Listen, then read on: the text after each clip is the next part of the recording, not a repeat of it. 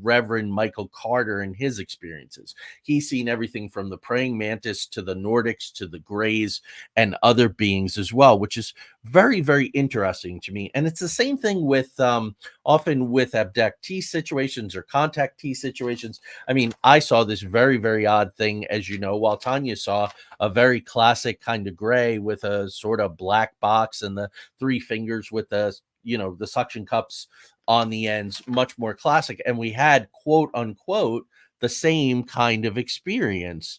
So that's very interesting. Nancy's work underscores a collective call to awakening, and many of us need that. She stresses that experiences often labeled as abductions are, in her understanding, enlightened contacts. Now, this is going to be key to talk about because a lot of people will kind of see abductee as evil because it's poking and prodding, you're going against your wishes and all of those kinds of things. So I really do want to see that. So I guess, yeah, I don't know.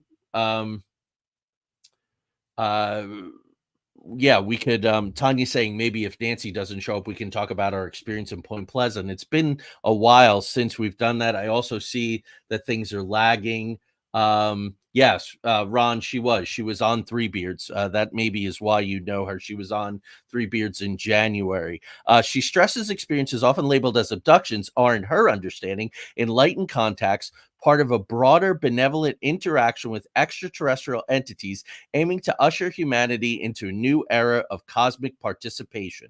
This mission, conveyed through her writing and community engagement, is driven by a philosophy of unity, spiritual evolution, and the pursuit of truth, extending an invitation to all of humanity to acknowledge and embrace our place within the larger galactic framework. So there you go. Hey, Craig. Hello, everyone. So yeah, I don't know. We're 7 minutes in, and Nancy isn't here, and I'm not hearing from her. I'm going to check one more thing though, and hopefully we'll get her on. Otherwise, maybe we could have an open discussion about these things, and we'll have Nancy on again, and I'll just change the, I'll change the um, um the stuff there. So yeah, okay. All right. So I have not heard from her, so I'm not sure what's going on. So Tanya suggested, as you know, she and I had a very interesting experience. There's a man called Daryl Sims, Sims, and Daryl has done a lot of work with differentiating between alien Conti and alien and apparently I'm not getting any kind of low streaming signal from the but if it continues, guys, I think we're just going to close up tonight, and we'll just call it, I don't know, some kind of internet problem that I obviously have to get sorted out here, and we'll pick up another time. So let me know, is it still seizing up? Is it good? Should we continue? Or should we call it a night? Please let me know in the chat room here. In the meantime, I hope everybody's well. How's everybody doing? Get Tanya on here. That would be a great show. Yeah, I'm not sure Tanya is talking about coming on camera. Tanya, if you're in the chat room, are you talking about coming on camera? So, all right, everything looks okay now. So we had that experience. So I have really thought about that as we are talking about this contactee, abductee divide situation. What is this about? So I'm going to present you guys with a metaphor. I don't know if I've ever talked about it on the show or not, but many people out there are pet owners. I've been a pet owner in the past, and part of that is to neuter or spay. This is not fun. The animals don't like it, and afterwards, when you go to bring them back to the veterinarian, they dig in their claws and they don't want to go in, and they're just upset. So Tanya's just going to be with us through messaging, but we will kind of talk about that. So I'm thinking, and Nancy says here, right? Stresses that experiences often labeled as abductions are, in her understanding, enlightened contacts, part of a broader benevolent interaction with extraterrestrial entities aiming to usher humanity into a new era of cosmic participation. This also makes me think of our good friend Michael, who's been on the show several times and is a contributor. Not had that problems with my animals. So Maria, you spayed and neutered them, and they were perfectly fine and didn't have a bad memory. But animals often do. Male dogs, sometimes their personalities change and all of that. But we mean well as owners. It's something that we do, and they don't necessarily understand it. We can explain that to her. Um, and can't explain that to the pets. So I'm just wondering, what do you guys think of that? What do you think of that metaphor? That and why is it against the will, so to speak, which is a very interesting thing too. So with contactee, sometimes they come in, they give messages, all kinds of that. When you hear more abductee experiences, it's more cases I was forcibly taken. Now I was starting to talk about our good friend Michael, and Michael, oh, it was probably 3 or 4 years ago. He said that they came to him and they said, "We have to go now. We don't have time to be gentle with you. The clock is ticking, so to speak, and there are things that you really, really need to understand." So that's that contactee, abductee line, but they still came to him ahead of time. My understanding with Reverend Carter is that they came to him and they spoke to him telepathically and they let him know what was going on and what to prepare for. Right. Ron says that's a really good one. Who liked the dentist as a child? That's absolutely right. And some people, even as adults, and you're sitting in the chair, you're being poked, prodded, very sharp instruments. There's blood involved and things like that. I think that's really good. So yeah, so there's that. As far as I know, for me, in Point Pleasant in 2009, when we had our, I'm going to call it an abductee experience. I often don't, but since we're walking this line between abductee and contactee, we were not asked. We were just kind of taken. So we were going down the road.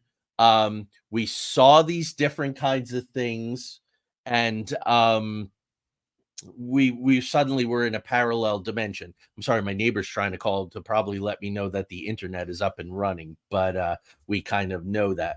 So Joe thinks that that was a good metaphor that I came up with. Maggie says if they showed up and explained what was going to happen, how many people would willingly go? Okay, that's very interesting. Some people, I kind of think, well, so in that case, then Maggie and others, please chime in. This is a great conversation. Let's keep going. I'm going to put that question up on the screen for us. If they showed up and explained what was going to happen, how many people would willing to go? That's a really good point. So that goes in with what Nancy says here. Experiences often labeled as abductions are, in her understanding, enlightened contacts, part of a broader benevolent interaction with extraterrestrial entities aiming to usher humanity into a new era of cosmic participation. Interesting too. So what do you think of that? This idea of being ushered into a new era of cosmic participation? Because I've had other people on the show. Wes was on the show twice, and Wes talked about the fact that he was in rooms where there sort of was this galactic council. To talk about these different kinds of things. And it was a mix of humans and all different kinds of races. Constance Victoria Brigg, who's been on the show and talks about especially moon mysteries and all, talks a lot about a galactic council, very similar to what they had on Star Trek. So yeah, I'm just going to start putting some of these comments in, and if they landed on my yard and said, "Let's go for a ride," I would run to the ship, close the door, and tell them, "Hurry." Other people have said that too. I know other people go, "Oh, if only they would come, I would willingly go." But there are 8 billion people on the planet, and I'm sure you're going to get lots and lots of different answers as far as that goes. Lori, no problem.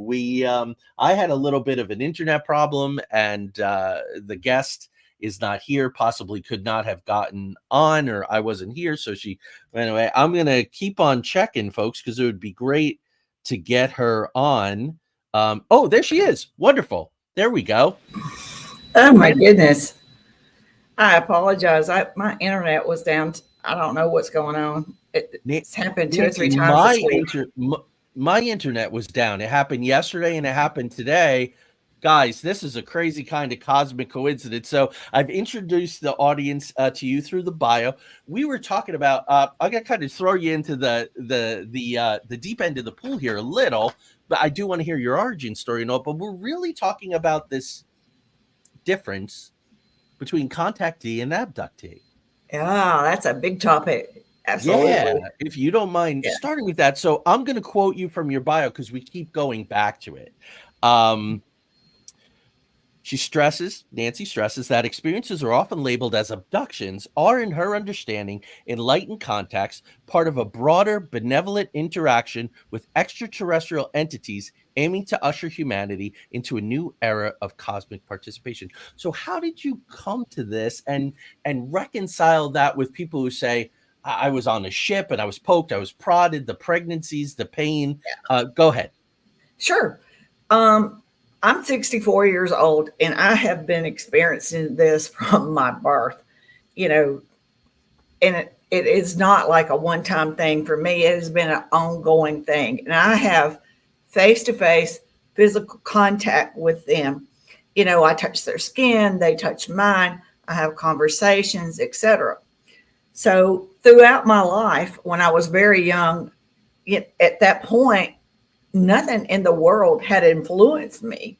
It simply was what it was. And it was fun. I'd look forward to it. You know, I was not scared. So for me, it wasn't until I got to around junior high or high school age. At that point, the world had started influencing me.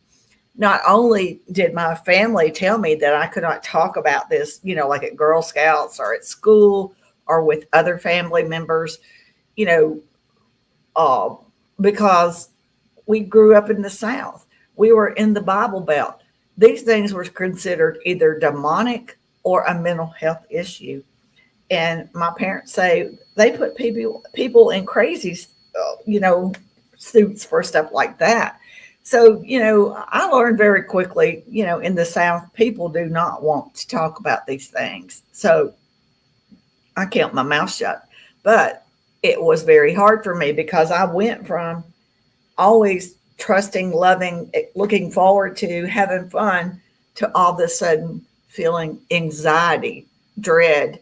And I've always had the ability, I can feel before they manifest in a room, I know that they're coming. So it's that period of time that my brain would start to experience extreme fear, you know, and I would like pull the covers up over my head, you know, and pretend like I was asleep.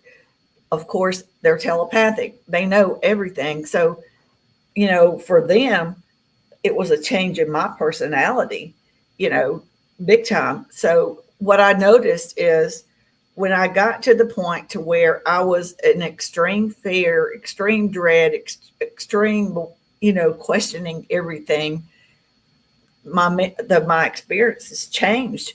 They would simply touch me on the forehead and put me in a blacked out or a sedated type uh, trance, and then I would still be fully functional. And the reason I know that is because I would usually become conscious, fully conscious, as they were leading me back to my bed. So it was the period in between. And this is why people have missing time. This is why people have what I call fragmented memories, because they are telepathic. Not only do they know everything we think, they know what we are feeling. In their reality, there is no such thing as fear. There is no such thing as sadness, anger, or any negative emotions. They do not understand these feelings. They do not feel comfortable experiencing these feelings. And whatever we feel, they feel it tenfold the amount. So They don't want to do that. So they'll black us out and trance us out. And we are fully functional, and people do not remember their experience. But here's the part that I figured out: we are all programmed, just like I was perfectly fine until the world around me started influencing me. What I had seen on TV and movies, what I had slipped and read magazine stories, what I had read in bookstores, while my parents were doing something totally opposite. So these were the things that my brain. So when you go through extreme fear, they put you out, and when you come fully conscious, the last thing to remember is the extreme fear, and it's very real. It is very real. I mean, it is very real. There's like no other kind of fear, I guess, unless you're about to be eaten by something really big or something, But it's real. It's very real. So our brains have a tendency to want to fill in this missing time. Okay. Yes.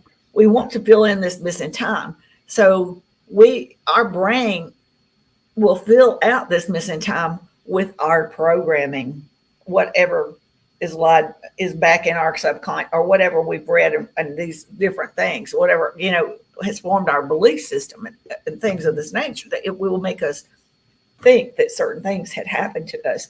And it's very real to the experiencer. It is not that they're making this up on their own. That is just kind of a way that a human tries to rationalize their experience.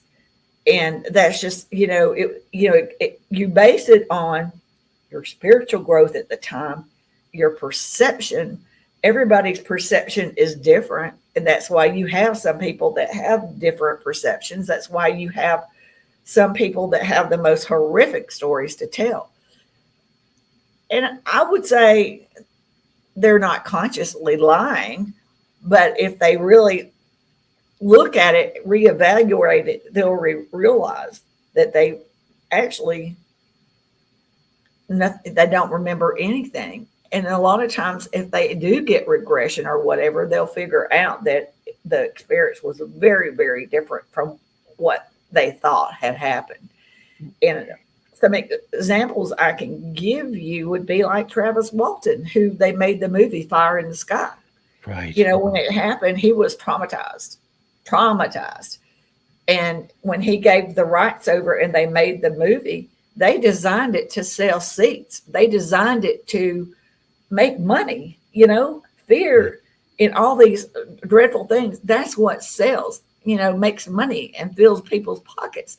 So that was not in the best interest of humanity, because they probably thought, what difference does it make? It'll probably be not in our lifetime before we ever have for humanity to deal with this. But that's not the case. They are here now, and it is time for us to believe the truth, find out the truth. Do not base it on hearsay. Listen to true experiencers, true contactees that have had interactions. And for me, I figured out, in order for me to have a longer conscious experience, I had to tackle my fear. My fear was something that my brain did. It was nothing that they did. But I will tell you exactly what caused my fear. It has never been what they look like. I can handle that. For me, it is the frequency exchange between a human being and an extraterrestrial or interdimensional. We are at a very low frequency, and we go day to day. Everybody's on the same equal frequency. We don't notice it. But when you come face to face with a higher dimensional being, they are a much higher frequency, and it is overwhelming. And the best thing I can compare it to explain it, it's like extreme euphoria and extreme fear mixed all together. And your brain's like, whoa, what do I do? What do I do? And basically, we all tend to get that fear or fight type, like deep bedded in our DNA from caveman days, where, we always thought everything was a predator. And that predator feeling, we sense it as a predator. And then once that happens, they do not like that. They don't, and for them, the reason why they black us out is because they are there for a test. They're not there to play games. They're not there experimenting. They Mhm. are a part of our evolutionary process. They are doing their job, and it makes their job easier, and it also makes it safer from an aggressive type human, you know. Right. So it, for me, I never understood it until later on, and I started working at having the full experience. So when I feel the fear, I have to tell myself, I know what this is. This is me not understanding the frequency. And I Right. push myself, and then I have a complete experience with them, face to face, touching, holding hands, sharing love, information. But there's still times, like, for example, all I know how to do is give examples. I apologize. But for This example, my son is an experiencer, just like both of my sons are, but my oldest son has the direct contacts and downloads, the Kundalini awakenings, the all the 9 yards that I have had. And we were at a cabin in Mexico where they got us to go to. And I woke up and became conscious, and I was standing holding the hands of a female gray, and there were two others with her, but the female gray I'm bonded with. She is always who comes for me. Ever since I was way little bitty girl, she is like my guardian. She is my. Some people call them handlers. I don't like that word. I sure. love her. She loves me. We have an unbelievable bond, and I can just do whatever. And she just, she sees me as a child. Even at 64, she sees me Yeah. as a child because they live much longer lifespans than humans do. So 64 to them, I'm still a child to them. Yeah. So, but so anyway, so when I was standing there looking at her and stuff, and then I realized I saw my son across the room. He was like trying to get up. He was feeling the frequency. He was like on his belly and he was trying to get up, but they had him in a sleep paralysis, and he could not speak and he could not move. And, when I sensed that and looked at him, I screamed his name. And the minute I did that, she knocked me out. she because because I was like freaked out. I became freaked out because I was concerned about how he was feeling, you know. Right. Right. And then when I came back, she unlocked me as I was walking back, and it was just kind of like telepathically, she said, "You did fine." And but I was like, "No, I didn't." But anyway, the point is, and they've explained to me, because Chris and I, that's my son, we are we are so bonded, so attached. The mother son love, you know what I mean? It's real, of course, for everybody. So there's no way they're ever going to take us at the same time because we can't seem to break the focus off of each other, the concern for each other, the worry that we have, when in reality they're not here to play games with us or Right. help us work out our little human quirks, so to speak. Right. They're here, they're on a mission, they're on a task, and it's a learning experience. So Right. they will never take us at the same time until we learn to control our emotions and feelings more. So that's Right. as far as I've gotten on that. I can handle me, but I can't handle one of my children, Right. being part of No, it. totally understand. So Yeah. so you gave us a lot of information there. A lot of it I'm sounds sorry so I'm like familiar. that. The frequency stuff and all. No, and the examples is why you're here, so we can hear directly from you. I have a friend named Michael. I was talking to him about him before you came on. When when his mom was pregnant with him, a beam of light came down, engulfed her body, and then he's a lifelong experiencer. Well, when we met him, this was probably about 4 years ago. And he said, it has changed lately. They come to me and they say, we do not have time to mess around, like you were saying, play games. Oh yeah, they We don't. just got to go. It's not. Yeah, Yeah, this is going to be a little rough. So let me ask you a couple questions based on what you sure. said. So they always talk about confabulation as a way to um, deny or dismiss the contactee experience. But what you're saying is due to the confabulation of TV shows and movies and sci-fi and what they did with Travis with Fire in the Side, which was so over the Yes, top and wrong. Um, that's what's in our psyche. So when the yes, fear kicks in, that's what we produce. yes. That's what we Fascinating. perceive.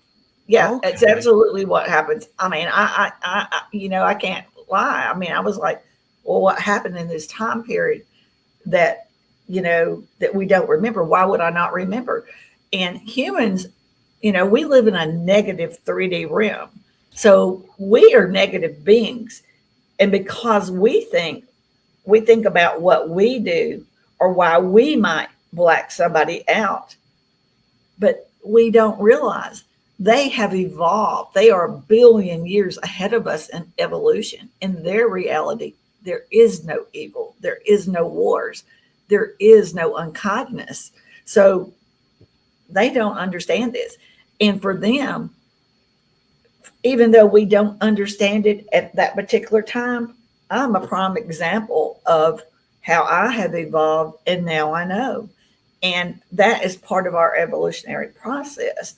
So they know that through our evolution and us reaching higher ascension, our awareness, our intelligence, in this 3D realm, we are limited to using our five senses. As we are already in going into the fourth dimension, and I'd say we're in it, maybe not finished, but our visual ranges are increasing. And that's why we will see more things in our sky. We will see them in our sky. We will see more of the paranormal, more of Bigfoot, more of all these things because they're all connected. They're at a different frequency, but we are rising up and opening this reality that we've never experienced before, and we're going to realize there is life going on all around us. We simply cannot see it, and extraterrestrials are not hiding from us in our skies. They are there. They are all over our solar system. We simply cannot see it, except for once in a while we get glimpses of it. So it's a fascinating thing. And what they tell me, because as you know, I do a lot of these podcasts and I am reaching out to humanity and telling people we have everything in the world to be proud. We should be proud to be here and be a part of this. Whether we realize it or not, we all chose to come to Earth. We all chose to be here. Our subconscious and soul made a choice. We know, but when we're born, everything is blocked. But we all made a choice to be here. This is the biggest thing that has occurred since our creation for humanity. This is big, and we are all a part of it, whether we realize it or not. And that's why I say we are the disclosure. Human beings are the disclosure. Extraterrestrials have always been around. There's plenty of historical evidence, in our Bible, in paintings, in caves, etc., that go way back. This is nothing new, but mainstream, but it's been withheld from us for a long time. But those things were done intentional because the powers that be, and I call them dark forces, and they are human dark forces, they have always known that they would lose their power and their ability to manipulate human beings, which has been going on for eons. This is nothing new. This has been going on for a very long time. And that's humanity. When we were created, we are all one. We are all connected, but they have done everything to divide us. Separate languages, racism, uh, separation of churches. There's always something to divide us, to keep people, having to choose sides, not to let us come together in unity, because the powers that be that are manipulating and control us realize when we reach higher levels of consciousness, these old program ways will no longer serve humanity. We will all recognize this. We will come together as one and we will be unstoppable. So, what they tell me is be patient. Let evolution run its course, and it will do a lot of this legwork for them and for me and for all of us that want to see a better world and humanity. Evolution is on our side and it is happening right here, right now. We are ascending. Our planet Earth is also ascending and going through her own process. And we are all a part of this. This is big. This is really Yeah. big. And this is a Yeah. worldwide phenomenon. This is Right. not about me. This Right. is not about the United States. This is worldwide, and nobody will get left behind. Some people will wake up or ascend quicker than others, but this is something that is worldwide, and it has to be slow Right. because of the different types of people on our planet. We still have indigenous people. We still have people that are unaware of what technology or what dangerous things we could do to our planet, like wipe our civilization out. Evolution has to occur. This is part of our process, and it is what's going to save us from destroying ourselves. And it has to be done in a slow way because the human brain would not be able to, it would overload, it would freak out, it would, nobody, people would not be able to handle it. And the way they explained to me is by the time we get to the end of this, it will seem like our world has always been this way, because it can't be like night and day. It's a gradual thing. That's because we're all a part of it, not just some of us, not the people in ufology, not the people in paranormal. Every single human on this planet will be waking up and realizing and seeing things. Yeah. Right. Wow. So let's wow. There's so much more to talk about. The audience is just in a processing silence, was a really good sign. I had asked them if they were all still there, and they totally are. You mentioned when you were younger that it was fun. Could you It was. describe what would occur? Well, they would come in and they would use a device. She would use a device, and she would, and then I would notice that my body would start to float up, and I would be holding her hand, and I'd look down, and I was not in my bed. I was floating up. So I was like, oh, wow, this is real. So she would lead me through the ceiling, through the roof, or through the window. And as I got older, that was part of my anxiety. This was not possible in my science classes I was taking at school. Right. Humans could not do this. So, I didn't understand. So it was not until later on that through my own spiritual growth and my being able to have more conscious time with them that they answered. And what they were doing is they were taking my human frequency, elevating it to match their frequency. That way I could go through the solid objects like they do. So that was, again, everything is about frequency, consciousness, and frequency. Their craft are living conscious beings. We can't fly their craft because we're not at that level of consciousness. Even just a telepathic person on our planet cannot fly their craft because they're at a much higher ascended consciousness than we are. They're, higher evolution. So we won't ever be able to fly their craft until we evolve into who we were created to be. And that's part of what's happening. We're finally going to wake up, understand our true origins, understand who we are, how unique we are, our full potential that we've never known about. And we're going to understand that, not only understand our connections here with our planet Earth and all living creatures on it, our air, water, tree, everything, are living conscious beings, and we're all connected, but we're also connected to our cosmic family, extraterrestrials and interdimensionals, and the universe. We are all connected and we are all one, as above, so below. Right. And whatever we do on this planet, especially playing with nuclear technology, not only could wipe us out or destroy us pretty bad, but it would affect our planet. It would affect the nature and environment of our planet. It would ripple out into the universe and affect them. And they will not let us do that. And they Right. will not let us destroy our beautiful earth that is a living conscious being. And all of the animals, insects, plants, coral reefs, et cetera, that are on this planet that is a living conscious being. They will not let us destroy all of the other living conscious beings on this planet. Right. And through this evolutionary process, as we wake up, we're going to start to see. And scientists are already telling us plants communicate, trees communicate. Our water can change its molecular structure and stuff with frequencies. These things are conscious, they're alive. So we're going to start witnessing more things, not just extraterrestrials. We're going to be learning about a lot of things. And that's why it has to be done in a beautiful, divine, slow way so we can understand. And so we realize nobody's controlling us. This is part of our evolution.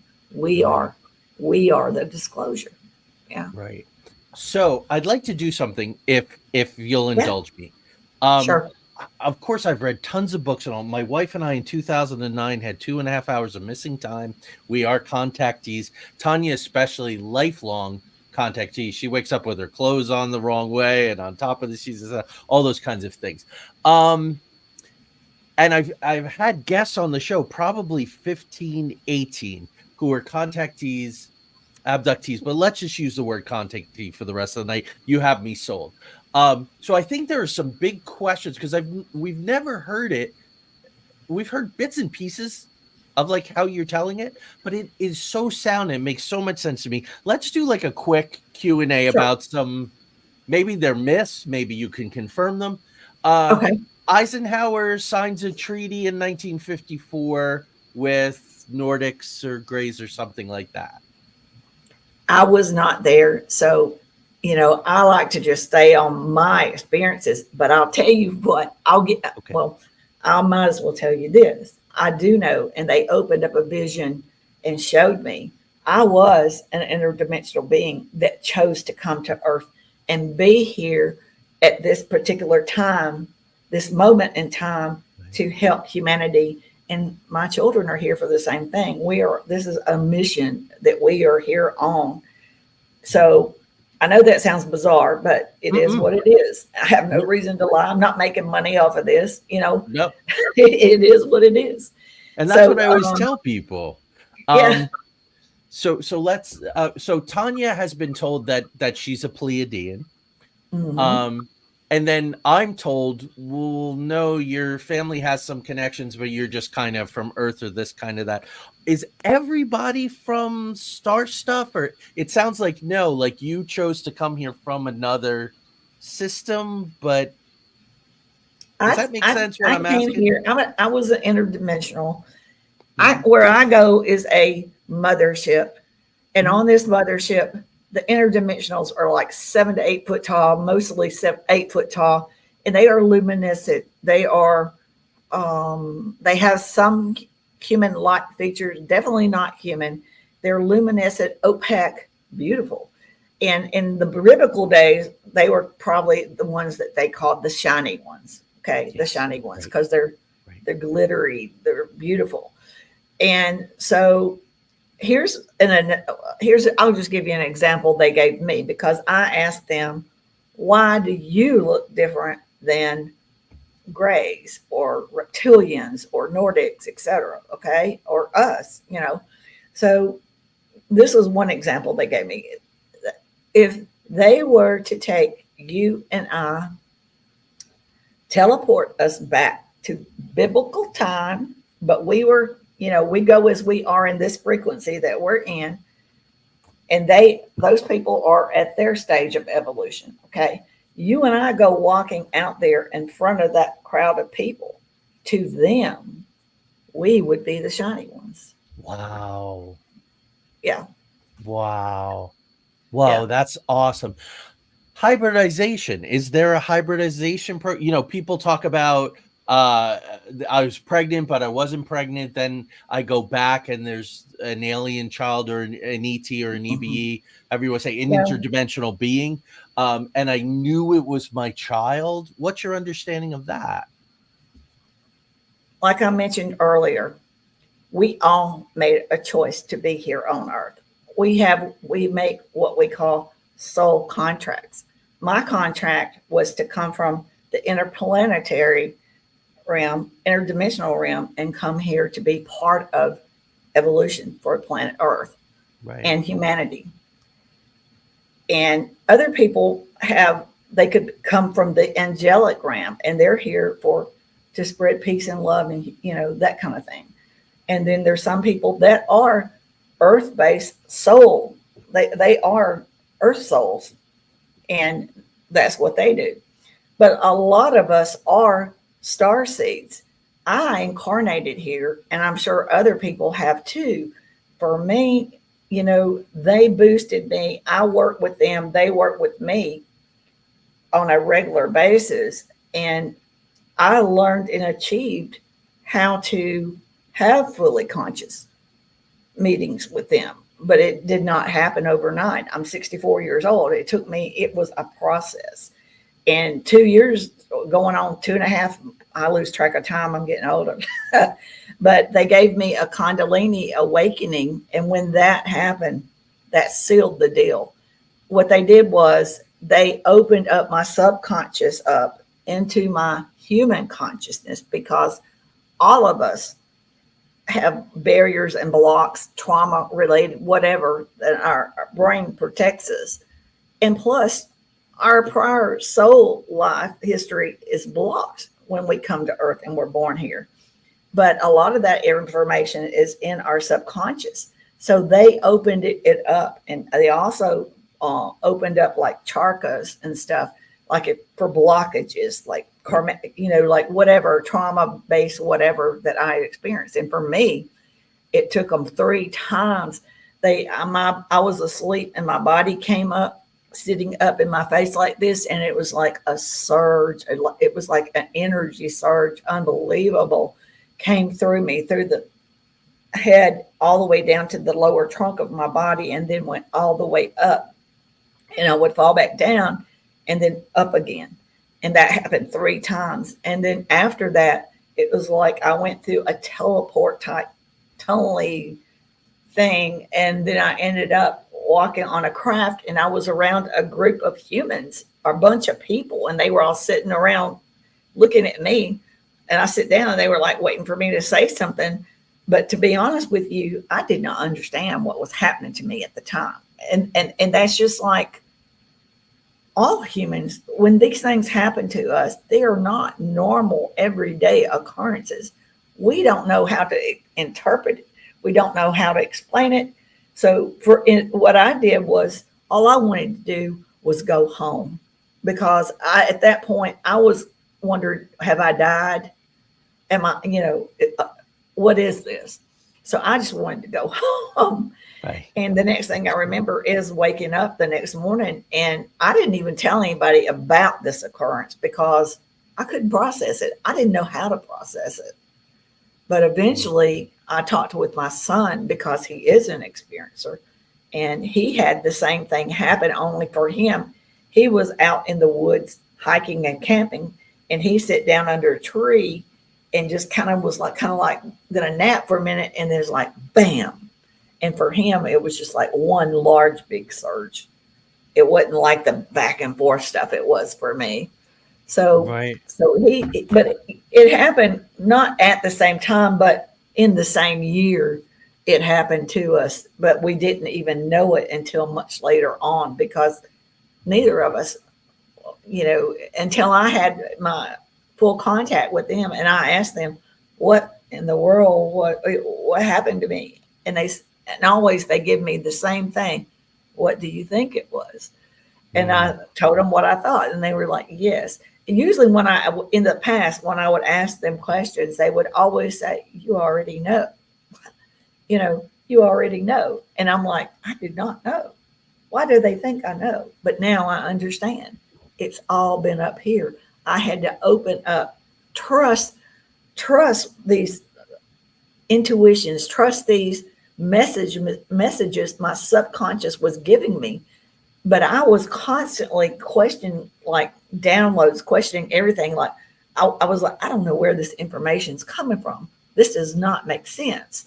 So bam, they gave me the Kundalini. So that solved that blonde problem. So yeah. Wow. That I've heard very similar things from other contactees. I and folks, full disclosure, I don't know if I've ever told you this before. When I was 37 years old, the Kundalini opening started for me. I chickened out and begged them. I thought my body was going to burst into flames. That's how I was processing it. And I said, yeah, please don't do this. And now that was 18 years ago. The let's see, 39, 29, so 41. 4 years later is when Tanya and I had our experience. And mine was very psychological. They kind yeah, of put me on something that looked like a Technicolor movie set. yeah. Um, Pulled things from my memories that this garage was there. So Tanya and I remembered this gas station. And I was Mhm. telling everyone on this road where we had this experience, we saw the interdimensional being, and then they took us to the parallel dimension. There was a gas station. And when I was a kid, I desperately, Nancy, wanted to be a car mechanic. And the Yeah, teachers talked me out of it. No, that's for dumb people. Your test scores are too high right now. But I love cars and I love it. And then my life took other dimensions and I could. So that was amazing that they took that and they just kept yeah. saying, just go with it. Just go with it. And I'm like, wait a minute, where the silo is, and where are the animals at the barn, and everything's too clean. And they're going just until finally, like you can hear on the regression tape, uh, they're saying you're not a good candidate. You're not a good candidate. You're not a good candidate. And Tanya's experience, she saw this. Yeah.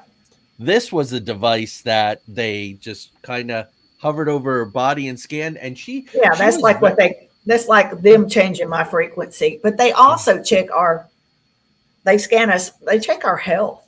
Mm, They'll fix us. They will fix us. I've had a lot of medical things done to me that they've done. So mhm. that looks like what for mine, I think it was more like a wand looking thing. But yeah, Uh-huh. yeah, it's Yeah, amazing. so Now so that these things are real. so let me just get a point of clarification from you. Sure, And then I'm going to go to your a few more of your talking points because we're sure. going to stay together for another 20 minutes or so. Can you do that? Absolutely. I can stay as long Great. as you want. Yeah. Okay, that's terrific. Um, so people who claim that that these needles are being stuck in their bellies, and is it a misunderstanding or what's going on, or is that not happening at all? Again, in your It's not understanding. happening at all because they are a Wow. billion years ahead of us in evolution. Uh-huh. Look at what we are capable of doing at this day and time, how we can genetically do things, take a piece of amber and there's an ant or whatever, a mosquito or whatever in it, and then we can take that DNA and recreate it. Why? That is people's minds trying to humanize their experience. They are a billion years ahead of us in evolution. There is no humanizing their reality. There is nothing human about them. Wow. There is nothing human about them. Let me give you an example, if you don't mind. Please. You and I are sitting here I'm on my laptop, you're on your computer laptop. Our technology is a separate entity from us. We carry it with us. It's a trinket or whatever. In their reality, at their higher consciousness, there is no separate entity for technology. Their consciousness is Right. their technology, or they don't call it technology. That's a human term. Right. But they can manifest whatever they want. They can travel wherever they want. They can create a craft without the nuts, bolts, screws, and seams and solder. They manifest these things through higher levels of consciousness. That is how they do it. And that's how they, you know, that's how they do everything. And people are always trying to put names and labels. They don't call themselves Palladians. They don't call themselves Grays. They don't name and label things in their reality. We make all these things up because we're trying to humanize it. And Right. and if we're, some people are doing a movie or writing a book, they're trying to sell a book. You know what I mean? Right. So when I talk to them telepathically, we do not exchange names. Their frequency is their signature. That is their identity. That is who they are. And it's just like I've tried to ask them, where are you from? And the way they explained it to me is that there is no human word for where they're from. And even we wouldn't be able to see it where we are at this level, this frequency, this dimension. We wouldn't be able to see it anyway, but there is no word for where they are because the way they explained to me is that there is life going on all around us. And it's kind of like onion layers, like little slivers, like little, you know. So Right. they could be in this room with me right now, or in the room with you right now, walking around, and we would not see it. And they have proved this to me by coming into the room, taking something and moving. Like, for example, it was a clock that runs on batteries. It wasn't hooked up, so it wasn't a power outage or anything. They would take that hand and run it 4 o'clock, 4 o'clock, 4 o'clock. And I'd be sitting there going, okay, you're here. And that was part of the lesson, was to let me know, just because we cannot see things does not mean it is not there or that it is not real, because life is going on all around us. Dimensions are not physical places. Right. In other Right. words, there's no address. You know what I Right. mean? Like I do. everybody says, there's got to be a heaven. There's got to be a firmament. No, I'm not saying that they're different realms. Maybe there is no firmament, by the way. But anyway, Yeah.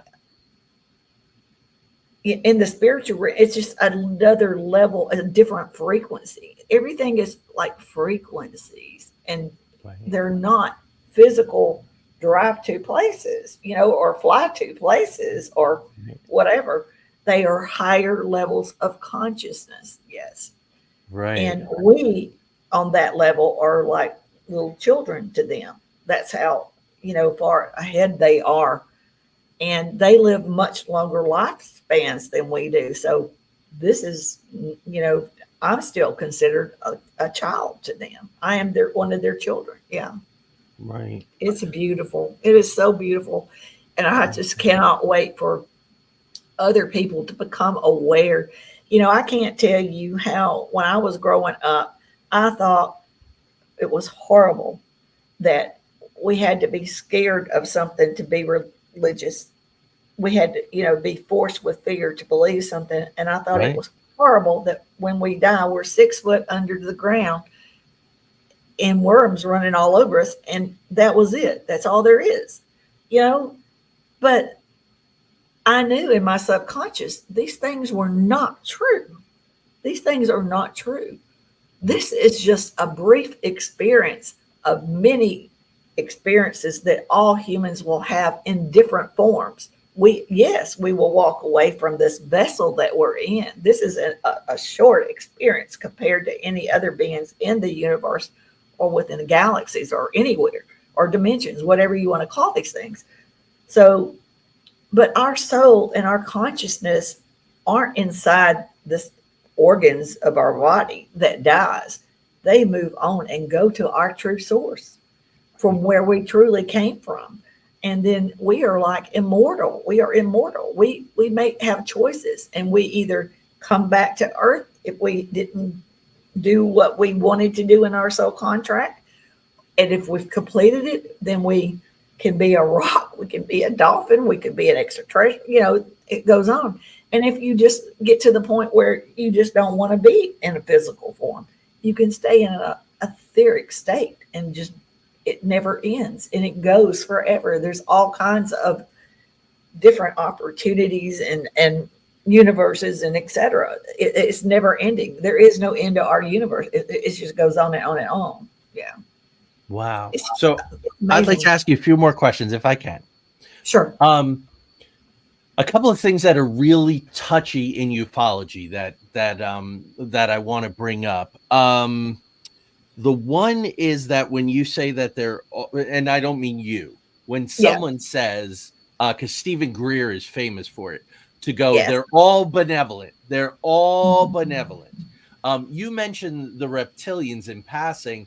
People say, oh, the reptilians, the draconians, they're sort of the enemies, and they're the enemies of the this and that. What is your position on? Is that just humans going like with the Greek gods? Yes. There has to Yes. be good and evil.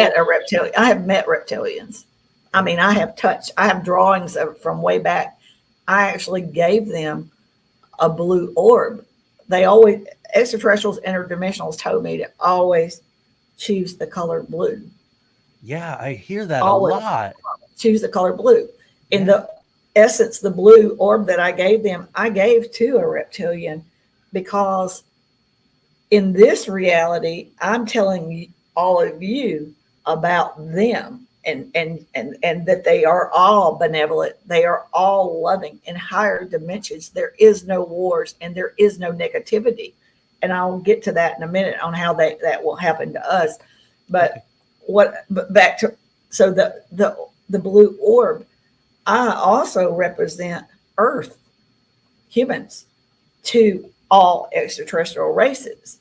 So when I go on craft, there's always a group of peers looking at me. Some of them are my family that are still waiting on me, and some of them are other extraterrestrials. Through my human eyes, my experiences here on Earth, that is the best way for them to understand what it's like to be a human being on this planet. So they are looking at my evolution level, my spiritual growth. How am I handling being a incarnated extraterrestrial down here? How is my human life going? How am I adapting and am I balancing it? All these things. So they're checking me and my physical health. They're checking me for all these things, but they always take me and present me to a race, and I give them a blue orb, and that is the essence of Earth or humans. That is us because I want them to know that there's many of us here that want peace on this planet, that want beautiful things for our future generations. We are the stepping stones to make a beautiful change for this planet. And if you think about it, we have never all been on board with each other. So we're supposed to all be connected. Think about this. If we are connected to ever living creature on this planet, we're no longer abusing our environment. We're no longer abusing our planet. We're no longer abusing animals and putting toxins in air and the water and all these things. And we all start working all together as one. Can you imagine what this planet is going to be like? Absolutely. Yeah. I mean, I can't even perceive what that would be. It would almost be like we may light up over all planets. And that is why they are all here watching and witnessing us to see if we get this right, because the opportunity here is unbelievable.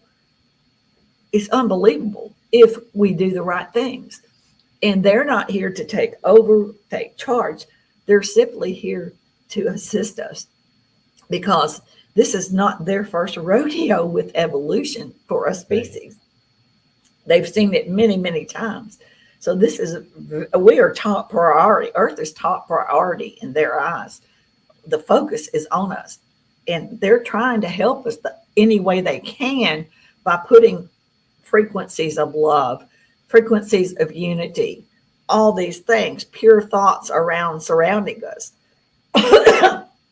But because we all are here on free will and we all have soul contracts.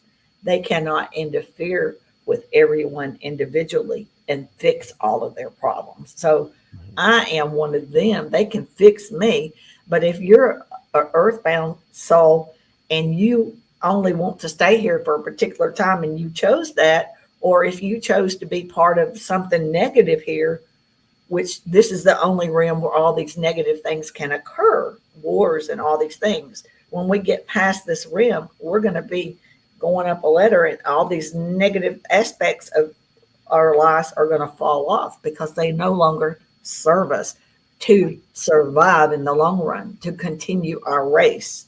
You know, Right.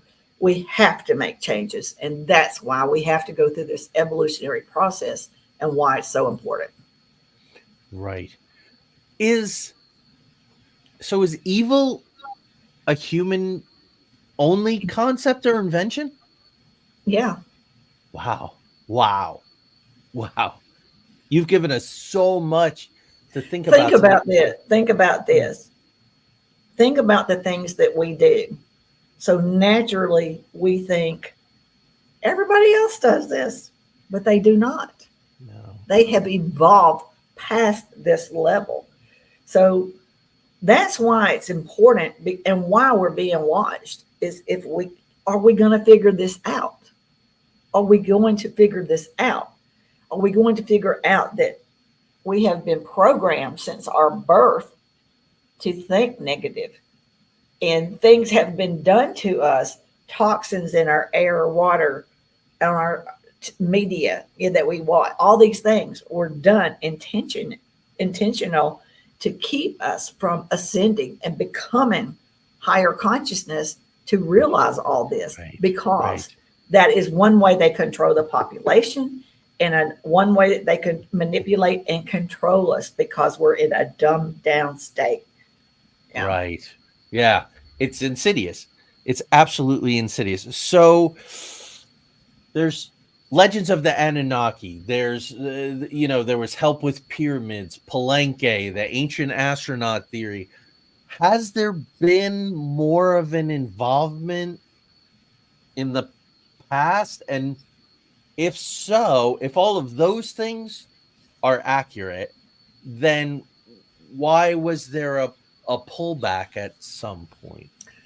The way that they explain it to me is Yes. that they believe in a creator source, okay, Hmm. Hmm. and they all have souls, okay, and because I am a incarnated soul from them, so they have souls, but the way that they explain it is that, oh gosh, I went blank there for a minute, but basically, what were you saying? Tell me again. I'm Oh, trying to I'm think too much. asking about the idea of, the ancient Oh, the astronaut theory, that Anunnaki. Palenque Yeah, and the Gate of the Sun and all. yeah, yes. Uh, I think those are great stories, but the way they explain it to me is that we are a creation of many different races, and they do not claim to have done everything. Right on. They claim to have played a part. Hmm. That's what they tell me. And that we are a mixture of many different things. And all of these races are up there watching us right now. And, you know, I believe the Anunnaki were real. I'm sure, and like I say, when I meet humanoids and I see many humanoids, I don't ask, "What are you?" Right. I don't ask that at all because I'm there. For me, it seems like a short period of time, but then sometimes it seems like I'm there for a long period of time. But when I come back here, it really wasn't that long because there is no such thing as time in their reality. But Hmm. the point is that a lot of these things, I just think that we have perceived it wrong and misunderstood it. And then we have added to it, just like the Bible. Right. It started out, but then all these different men rewrote things, changed the narrative around. And I think that's kind of like what has been done with some of these stories. And I don't read Sumerian, and I have not, I've heard that it has been, those tablets have been um, translated and stuff. Hmm. But Hmm. and I want to read it, and I will. But again, who wrote those? You know, if it was humans, that was their perception at that time, their understanding of that time. And it's just like we used to confuse them as gods and angels, but they are just a race of beings that are billion years ahead of us. Right. So, Right. and a lot of times people say, well, they called themselves gods. Did they? Or is that just your perception? Right. You know, because Right. I've done the same thing. They took me before a group and I called them elders. And I still say, far as I know, they told me they were elders. But now with my what I know and stuff, is that just the name that I gave it, or did they truly say they were elders?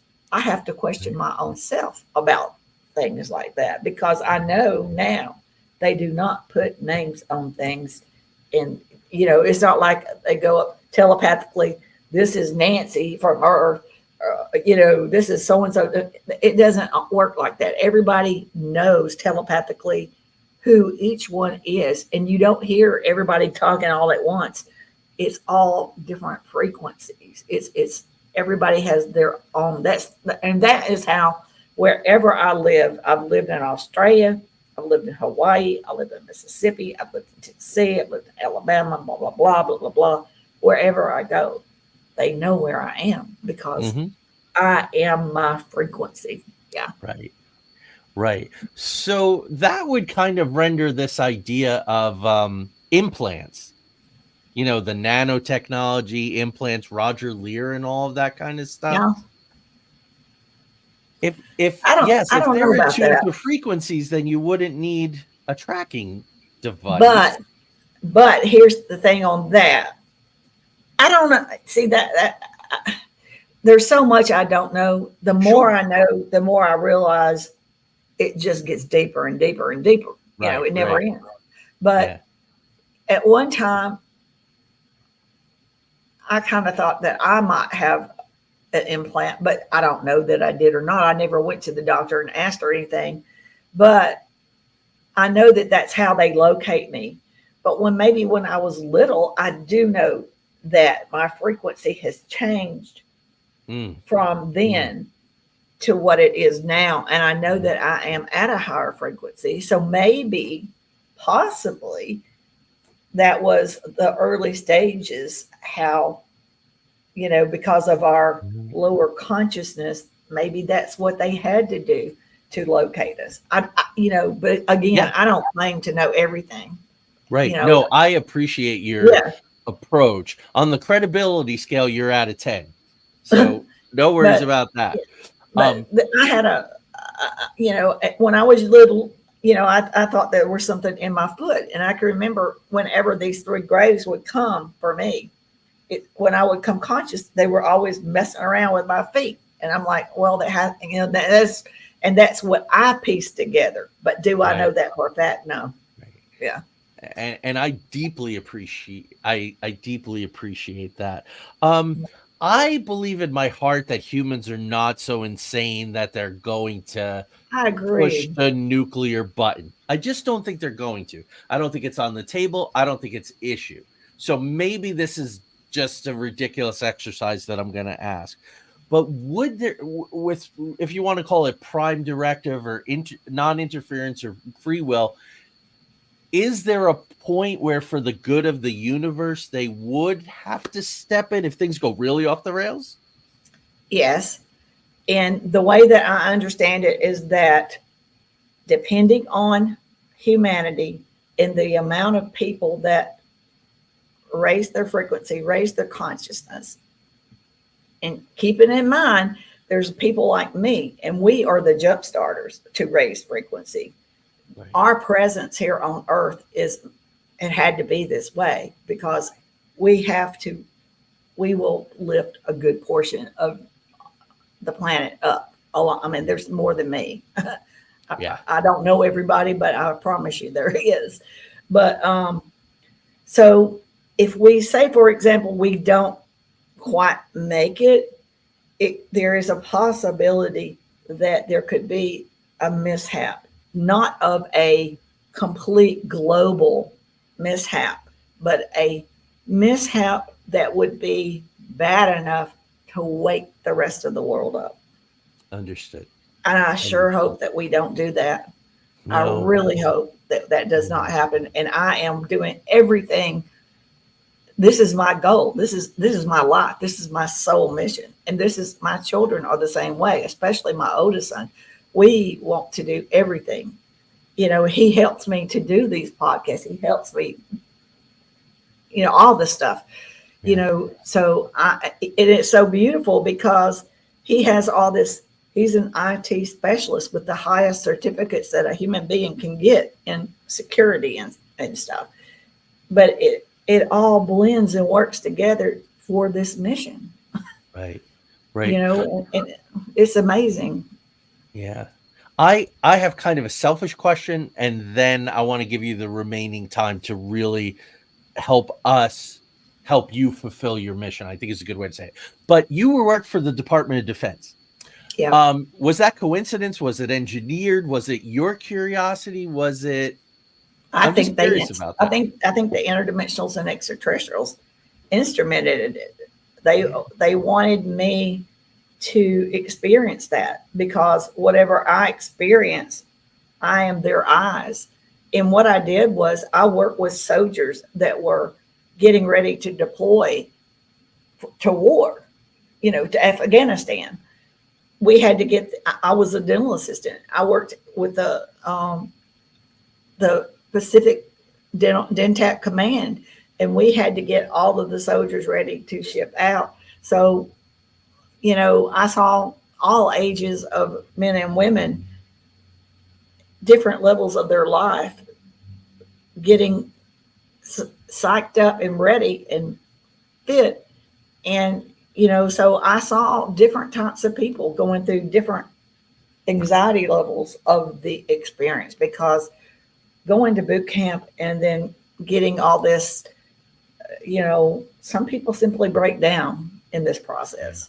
So, I also was trained to look for that in soldiers, to look for indications of, do they seem, are they breaking down? We'll just say that. Right. Right. And, we had to do all these different reports and learn all these different things.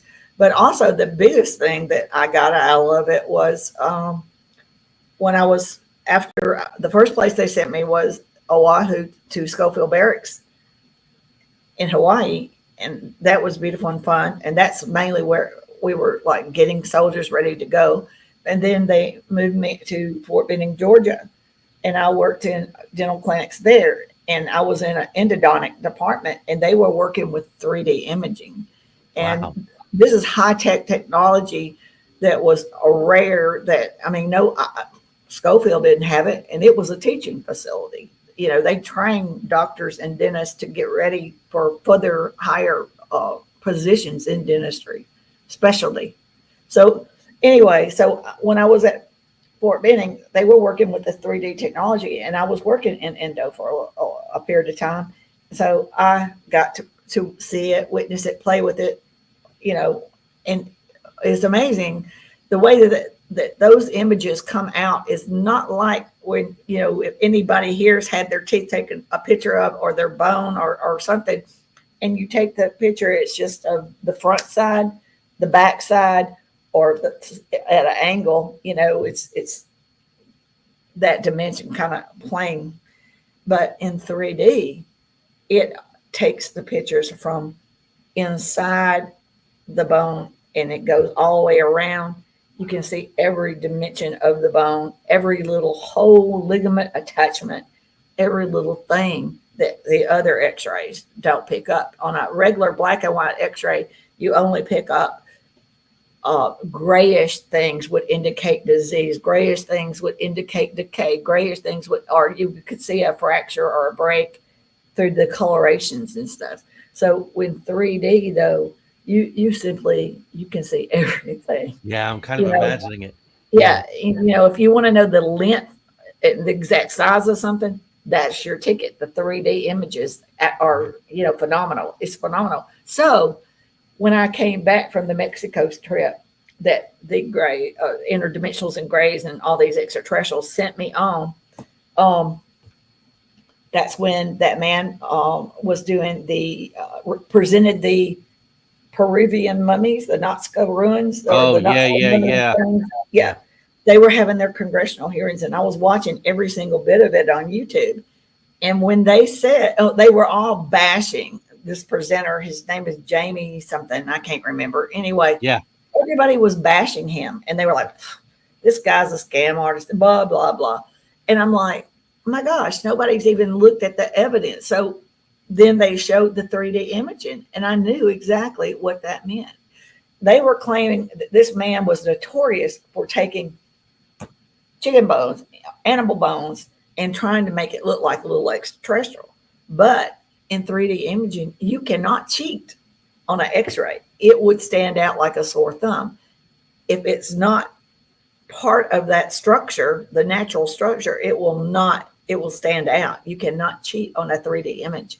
And that's what they were showing. And I was seeing these things and I was like, whoa, whoa, these things are real.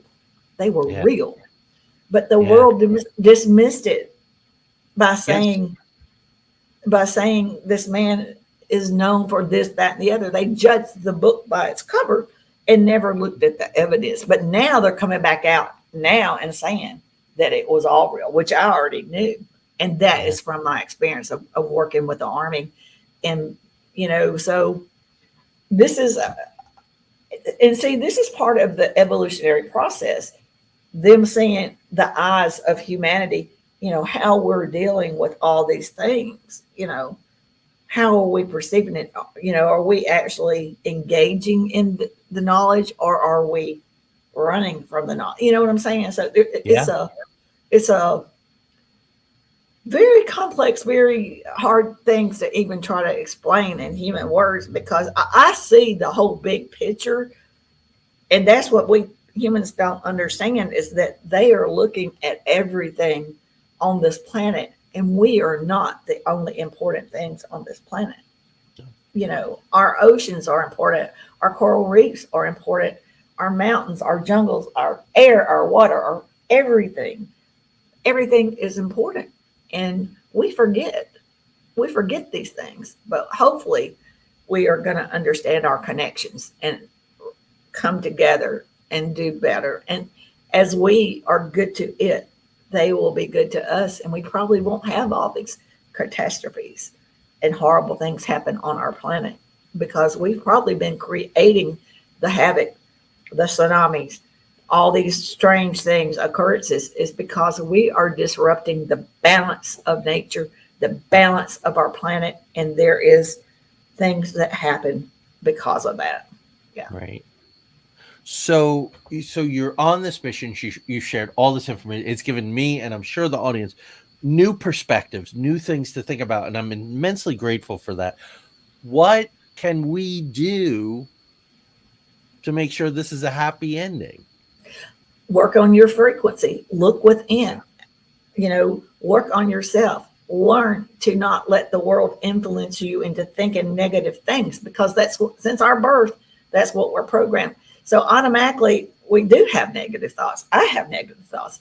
I replace the negative thoughts with two positive, and I start to notice the beautiful things. I say the beautiful things. A lot of what we say influences other people, and it sort of influences our own mind. So Right. instead of saying it's a blank blank day, it Yeah. is a beautiful day. Yes, we're going to get wet, but we're going to enjoy it. Just Yeah. change. It's a new way of thinking and a new way of living and a new way of perceiving the world around us and understanding the beautiful things. Yes, bad things are still going to occur for a while, and we know this, but that doesn't mean we dwell on them. They're still there. But you will find that, as far as like the wars and all these different things, the less that we pay attention to it, the less that we focus on it, who are they going to perform for? Nobody Right. is interested in it anymore. Right. Most wars are created because these elites make money off of wars. Absolutely. Amen. Yeah, Yeah. and you know what I mean? And that's Yeah. what sells on magazines, books, and all these things. But if we learn to change our focus they have nobody to perform for, and it will stop to exist. We will learn how to eliminate negativity in our lives Right. and focus on the beautiful, wonderful things. Spend Mhm. more time with our family, worry about ourselves, look within. And I ask my subconscious to open up into my human consciousness and help me, because every day our world is changing and we're learning new things, and we have to make decisions of what the truths are, what's wrong and right. Who better knows but your inner soul self that chose to be here, your Right. subconscious? Right. Tell it it's okay, that you can handle this information. Yes, it was blocking certain things, but you are now ready, and let these things surface in you, and let and deal with it, and give you the strength to understand the world around us and help you, because Right. your soul will not let you down. Your subconscious will not let you down. Yeah. Oh, thank you so much. I'm going to ask you one last thing, and the audience will know. The audience will know why. Um, does this at all look familiar to you? I see an animal, Oh yeah. but I see an animal. I see a cryptid. There are cryptids. I've been around cryptids. I've been on a mission with extraterrestrials that were going looking for cryptids that were jumped a dimension. Hmm. And if they start to create havoc somewhere, their sole purpose and their job, task, whatever you want to call it, is to go collect and contain these cryptids and take them back to their Wow. proper home or their dimension. Yeah. So This that would include something like that. this is what I saw Yeah. when we were first taken. There's lots of Um, animals that come, yeah. that sometimes either you'll see it because you're in their reality, or they will venture off, and when they get the opportunity into ours, you know, Bigfoot's an example, or Hmm. the chupacabra, or any of these things. Our planet is beautiful, and it's a mystery in itself. Why wouldn't they want to come check it out? And I've Right seen on. extraterrestrials shopping around and blending in with people. I know that it's them because I can feel their frequency, but and they can lower their frequency some Yep. to be able to do that, but I can still feel it. Yeah. Right. Well, thank So you. That's exactly what happened. It either wandered in or it was the chaperone to take it. We saw it. So I am it's real. it's so interesting to me that we were both having internet problems tonight because we're Yeah. hundreds, if not thousands of miles apart. But it was meant to be. We've come together. Thank you so much. Thank I you for know the having me. I audience. enjoy it. This Yeah, is my we mission. This yeah, means please. everything in the world to me. This is not about me, and it's not about any fame or money or anything. Right. This is something that we have to go through this evolutionary process. It has to happen to save us, you know, Yeah. from ourselves, Right. And not anything up in from the cosmos or anywhere. Humans are our own worst enemy, and we have got to face the facts and start pulling together as one, cooperating and working together and love one another. Yeah, amen. So please keep in touch. I will. And if you have new information or, please come back and Yes, yes. we will support you doing the good work any way we can. Thank you so Thank much. you so much. I Guys, appreciate it. thanks for sticking with us tonight while I don't know, we had to work for it a little technology wise, but we got there. Good night, everyone.